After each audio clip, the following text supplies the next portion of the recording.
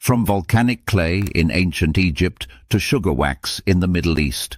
And yes, even the infamous Brazilian hair removal isn't just a beauty trend, it's a cultural journey. Welcome to a global adventure where waxing is more than just smooth skin.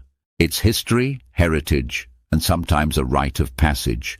Hair removal has been around for thousands of years. Ancient Romans used pumice stones. In India, turmeric was applied to reduce hair growth. And in Egypt, beeswax was the gold standard. But why did they do it? Religious purity, hygiene, and societal status played major roles.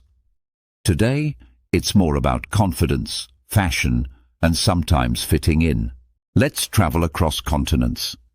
In Brazil, the Brazilian wax is a cultural staple, less about trends, more about beach-ready tradition. In South Korea, waxing is gaining ground, but skincare still reigns supreme. In India, body hair norms vary by region, with threading and sugaring more popular than waxing in some places. In Northern Africa, women use a sugar-based wax called halawa, often passed down through generations.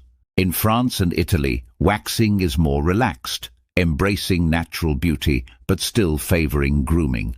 Waxing is more than pulling hair, it's a science.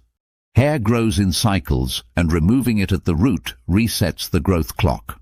From hard wax to sugar paste, each region adapts tools to suit their climate, skin types, and pain tolerance. And technology, laser-guided wax warmers and skin-cooling gels are changing the game. But here's the deeper layer. In many cultures, smooth skin equals self-care, beauty, even adulthood. Waxing can boost self-esteem or create pressure. Gender roles and beauty standards often dictate who waxes and why. Understanding these differences reminds us that beauty isn't one size fits all. It's shaped by culture, values, and choice. So next time you book a wax, think about the journey behind it and the millions of people doing the same, differently. Enjoyed this cultural deep dive? Tap like, subscribe, and tell us, what's the hair removal tradition in your country? Let's learn from each other.